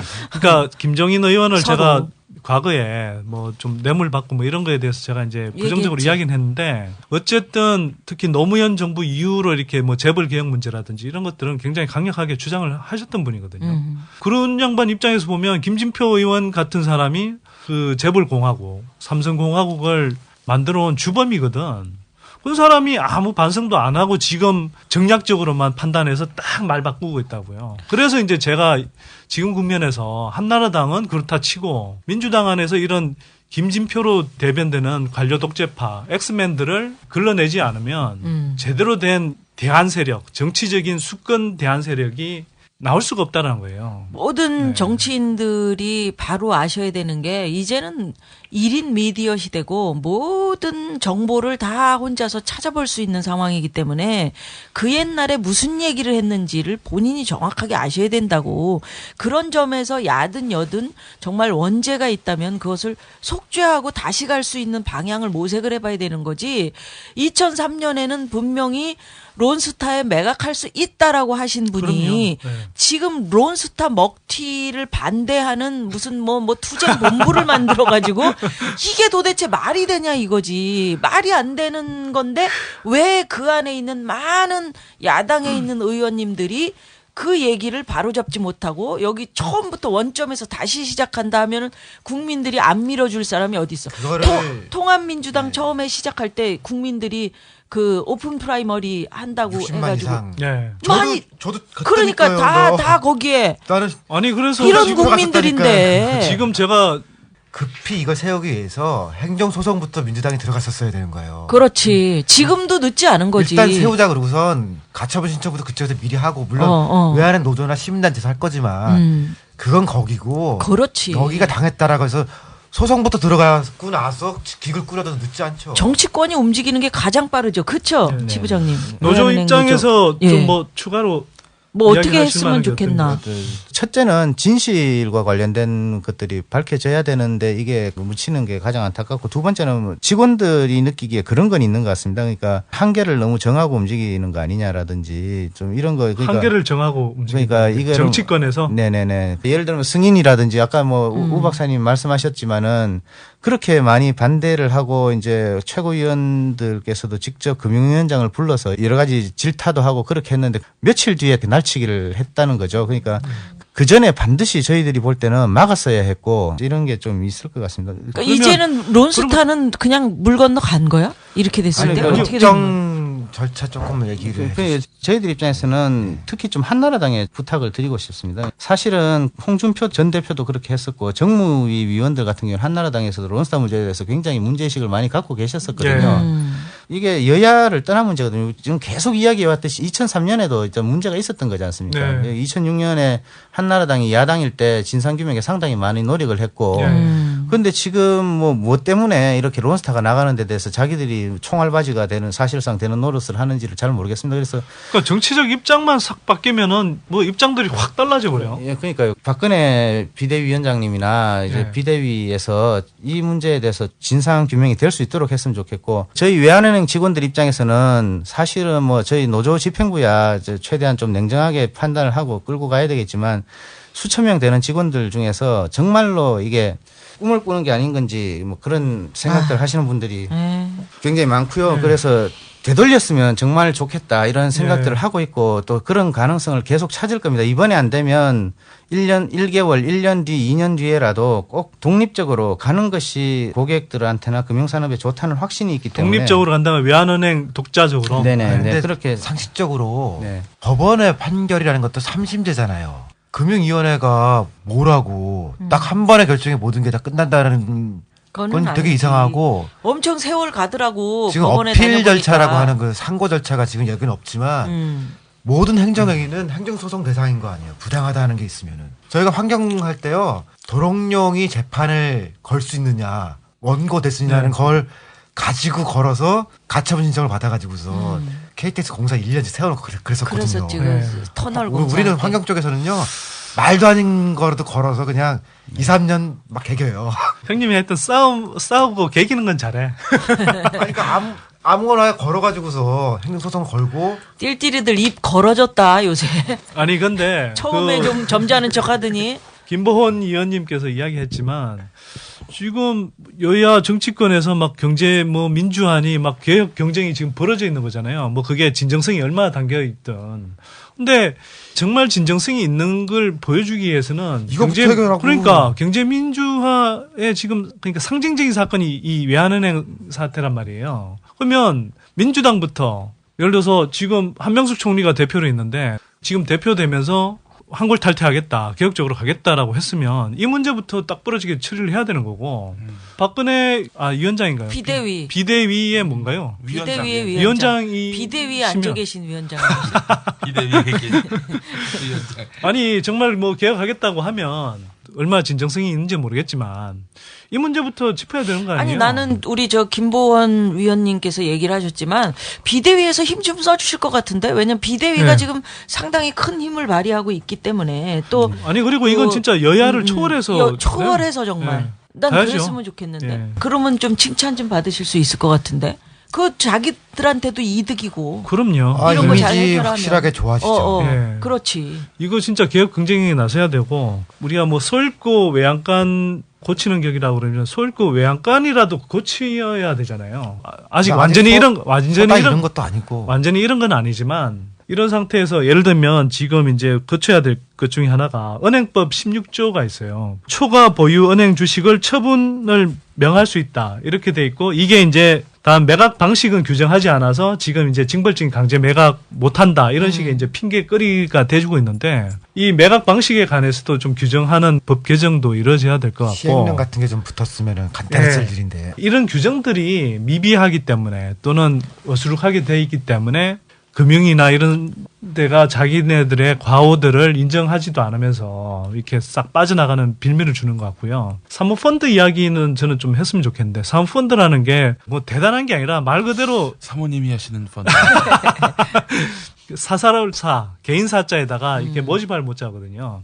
그러니까 개인 펀드 투자자들을 모집해서 이 투자자들 자금을 가지고 운영하는 펀드예요. 쉽게 말해서. 영어로는 이제 프라이빗 에퀴티 펀드라고 그러고. 그래서 이게 론스타 같은 경우도 미국 텍사스주가 원래는 본거지죠. 거기에서 개별 투자자들 모아갖고 각국에 이제 뭐 이 부동산이라든지 또는 싼 값에 나와 있는 매물들 싸들여갖고 인수를 한다 하면은 장기적인 관점에서 경영을 하는 게 아니라 아주 단기적으로 그냥 이제 사람들 막 쳐내고 먹고 빠지고 그다음에 이제 자산들 같은 경우 정리해내고 그런 식으로 해서 겉으로 이제 당장 좀 좋아 보이는 모습 해서 주식값 뻥 튀게 해서 그 팔고 이제 빠져나가는 식이란 말이에요. 론스타가 외환은행을 사실 이제 인수해서 하려고 했던 것도 그건데 여러 가지 이제 사정 때문에 원래는 한 3, 4년 만에 이렇게 해먹고 튀려고 그랬는데 세월은 길어졌어. 세월은 어쨌든 길어졌고 지금 여기까지 와 있는데 우리가 더 이상 이런 사례들을 계속 만들 수는 없잖아요. 그래서 사모펀드에 대한 규제도 강화를 해야 되죠. 그리고 지금 조금 더 넓어지는 이야기지만 뭐 금산분리 원칙은 계속 완화되는 추세로 지금 가고 있어요. 근데 이게 세계 대공황 때 금산분리 원칙은 완전히 명확해졌고 특히 금융산업 안에서도 상업은행과 투자부문 이런 쪽에 보험, 증권, 은행 다 이런 것들을 칸막이 쳐서 했던 게 80년대 후반부터 이제 금융 자유화 되면서 이런 규제들이 막 풀려나면서 사실 이제 서프라임론 사태도 벌어지고 지금 세계 경제 위기가 온 거잖아요. 그래서 지금 세계 추세는 그러니까 금융을 다시 재규제 강화하는 방향으로 하고 있거든. 근데 이걸 한국은 완전히 정반대로 지금 거꾸로 이렇게 금산분리 완화라든지 이런 식으로 정반대 방향으로 치닫고 있어요. 뭐 거꾸로 가는 게 한두 가지가 아니니까. 그래서 이런 것들은 총선에서 뭐 야권이 좀 더 다수당이 되거나 하면 이런 부분에 대해서도 다시 강화하는 방향으로 좀 가야 되죠. 금산분리에 대해서 많이 말씀을 하셨지만 김석동 위원장이 계속 들이대는 핑계가 그 은행법에 2조 원 넘으면 산업자본이라고 돼 있지만 그 국내 재벌에 대한 거 해외 자본에는 하는 거 안 맞다. 이렇게 이야기하는데 그러니까 굉장히 웃기는 얘기예요. 아니, 외국 자본에 특혜를 주는 거 아니야? 특혜를 줄 뿐만 아니라 그러면 금산분리라는 게 그러면 GM이라든지 외국 재벌은 되고 국내 재벌은 안 된다는 건지 이런 말이 안 되죠. 그런 거라서 에리카 김 시대가 오는 거네. 그러니까 이름도 다 바꿔야 돼.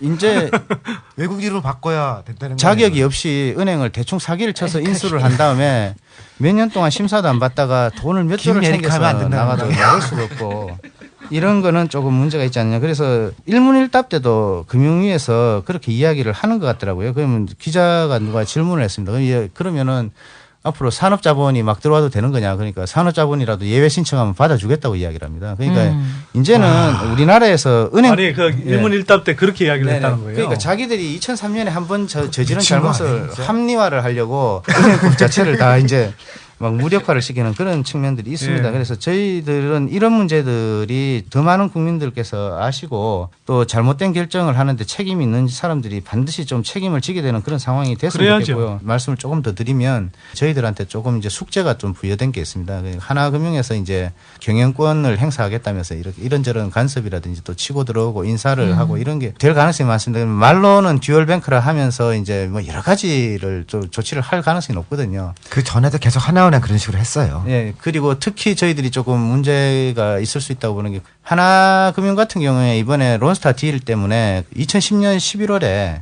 하나은행에서 배당금을 2조 원을 땡겨갔습니다. 그때 3분기 순이익이 7천억인데 배당을 2조 원을 그래서 그게 아마 우리나라 금융 역사상 좀 드문 일인데 이런 마인드를 갖고 있으니까 직원들 입장에서는 우려가 많은 거죠. 하나지주는 지금 돈이 없지 않습니까? 돈이 굉장히 필요한데 작년 9월까지 나온 실적을 어제 뭐 좀 발표가 됐습니다만 하나지주 전체가 번 돈보다 외환은행이 번 돈이 더 많습니다. 직원 숫자는 12,000대 7,000이지만. 그러니까 이런 거가 있고 외환은행이 또 보유하고 있는 현금 자산들도 상당히 있고 이거를 다 빼내서 론스타 빚 갚는 데 쓰는지 않겠느냐라는 게 가장 큰 문제거든요. 이런 문제들을 포함해서 외환은행의 정체성을 지켜야 된다는 그런 전제하에서 국민들께서 좀 많이 관심을 가져주시기를 부탁드리고요. 아까 국민은 많은 관심을 갖고 있죠 지금. 법정 투쟁은 그렇다고 치고 우리 국민들이 할 수 있는 건 뭘 해야 돼요? 노조 입장에서 조금 드리기가 쉬운 말씀은 아닙니다만 사실 직원들 생각은 그렇습니다. 그러니까 아까 책임 문제를 말씀을 하셨는데 론스타 문제에 대해서는 뭐 임직원들도 해결할 책임이 있고 저희들 나름대로 노력을 다했습니다만 국민적 문제이기 때문에 금융관료들이나 정치권에서도 당연히 이 문제를 뭐 바른 길로 가도록 해야 되는 책임이 있다고 봅니다. 그러면 그 책임에 갑하던 그런 노력을 한 분들에 대해서는 당선을 시켜주시고 그거에 역행을 한 사람들, 론스타를 부당하게 도와준 사람들은 좀 그 선거에서 안 되도록 해주셨으면 좋겠습니다. 저희 그 세금혁명당은 뭐 낙천 운동을 아주 적극적으로 할 거니까요. 저희 나름대로 기준을 가지고. 그때 좀 제휴를 하시죠. 지금 론스타에서 4조 6천억 원이 넘는 막대한 차익을 걷어가지고 가는 거거든. 이 돈이 이제 하나 금융지주로부터 나가야 되는데 어떻게 할 거냐. 이거 막아야 된다. 그런 얘기인 거죠. 사실 은행에서 전에 하나금융이 했던 것처럼 그렇게 2조 원씩 배당을 빼갈 거면 그런 지주사는 만들지를 않았어야 되는 거거든요. 그런 아무 노력도 없이 가만히 있다가 2조 원씩 4조 6천억 원만 넘게 저게 가져가는. 은행이 위험해집니다. 그렇게 되면 그런 게 자꾸 되다 보면 은행이 위험해지니까 맞지를 않는. 그럼 그 배당금이라는 게 하여튼 국민들이 그 은행을 이용하고 그러면서 주가가 올라가고 그래서 거기서 빼가는 거죠. 그러니까 그 수입이 이제 생긴 것 가운데 일부는 투자를 위해서 이제 사내에 유보해두고 또 그 중에 이제 남는 돈을 주주들한테 이제 배당을 해주거든요. 근데 지금 한국의 이제 뭐 금융기업들 같은 경우도 뭐 외국인 지분이 지금 굉장히 높아져 있거든요. 그래서 통계 같은 걸 보면 4월 달에 그렇게 배당을 많이 하더라고요. 거의 한국은행이 없잖아. 4월 달에 되면 외국인들한테 지급한 배당 금액 때문에 외국으로 빠져나가는 돈이 그래프를 이렇게 보면 뚝 떨어지는구나. 완전히 뭐 쭉쭉 빠져나가요. 현실적인 걸로 치면 뭐 상장 폐지 이야기도 하는데 외환은행 상장이 유지가 돼야 된다고 봅니다. 그 론스타를 제외한 다른 건전한 주주들께서 뭐 배당을 받아가시는 그런 부분을 반대한 적이 한 번도 없습니다. 배당 자체를 반대한 적이 없고요. 그러니까 아니 뭐 배당을 하면 안 된다라는 게 아니라 네네. 지금 한국이 네네. 그만큼 외환위기 때 막 외국 자본들이 너무 그러니까 많이 들어와 있어서 투기 자본들이 막 들어와서 걷어서 간다는 게 문제예요. 지주사에서 지금 구조가 되어 있다는 거죠. 저희들이 이야기하는 게 이제 예를 들어 외환은행 한정시켰으면 지주사에서 배당을 빼내가 가지고 그걸 이제 빚 갚는데 자기들 외환은행에서 뭐 M&A 하자 그런 적 없잖아요. 외환은행 고객들이 동의한 적도 없고 그러니까 그런 거는 있어서는 안 된다라는 말씀을 드리는 거고 1월 27일 날 결정이 난 지 아직 일주일이 안 됐는데요. 사실 저희 노조에서는 뭐 직원들이 너무 지쳐 있기도 하고 굉장히 정신적인 그런 게 좀 크기 때문에 추스려서 저희들 나름대로도 어떤 방향으로 갈 건지도 좀 새롭게 좀 다져보고 그렇게 하려고. 이원님, 추스리셔야 됩니다. 이원님도 좀 추스리셔야 될 것 같아요. 예, 죄송합니다. 수염도 못 깎으시고. 금융 관련된 게 정권 말에 요즘 난리더라고요. 그러니까 요건 조금 다른 얘기인데요. 산업은행을 민영화시킨다고 이제 이번 맞다. 정부에서 추진했었는데 아직 민영화된 것도 아니고 뭐 아무것도 없는데 그 정부에서 이제 공공기관들을 이렇게 분류하거든요. 근데 별 이유 없이 그냥 산업은행을 이번에 빼버렸어요. 그러니까 다 민영화하겠다는 거요? 아니, 민영화 그러니까 되지도 민영화는 않았는데. 지금 이제 추진은 하고 있고, 그런데 공공기관이 되면 그 공공기관 정보관리 시스템이라는 게 있어요. 알리오라고 그래서. 그게 들어가면 공기업의 경영활동, 또 인사, 뭐, 그 다음에 이제 사업 성과, 실적 이런 것들에 대해서 정보를 공개해야 되거든요. 그런데. 또 정부 관리도 받고. 정부 관리도 받고. 그렇게 돼 있는데, 그런 걸 이번에 면제를 해줘 버린 거예요. 민영화 되지도 않았는데. 근데 더 웃기는 거는 별 이유가 없는 게요. 강만수 장로님인가요? 그 양반이 열흘 전에 뭐 그렇게 하면 좋겠다라고 하고 나니까 그다음에 바로 빼진 거거든요. 무슨 행정 절차가 이러냐 이거죠. 뭐 심사가 있거나 이유가 있거나 사유가 있어야지.